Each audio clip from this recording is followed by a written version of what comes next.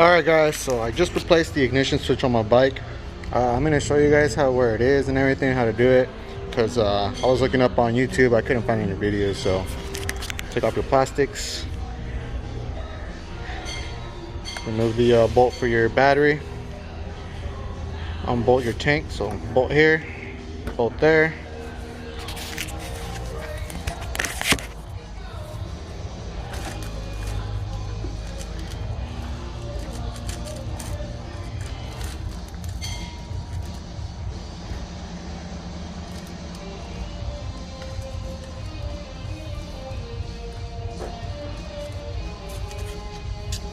Yep.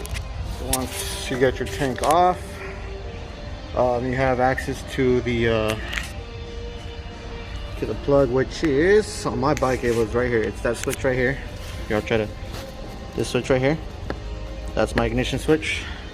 Plug in right there on your ignition switch. Mine just had two Allen head bolts back here, so you just remove those. And then the switch should come out in one piece.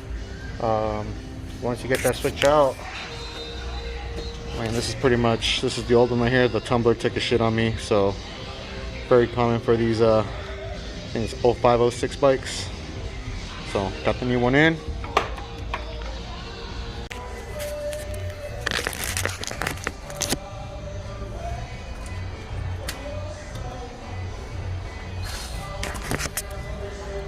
Alright, so tank's back on, and then I mean it's kind of loose right now because I haven't tightened anything down, but you got there's like really no struggle for it to move at all.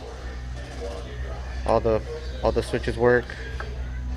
Well, besides that one right now, it's like I said, it's still a little bit loose. The lock works and everything. Just gotta line it up a little bit for the lock, but ignition switch is on.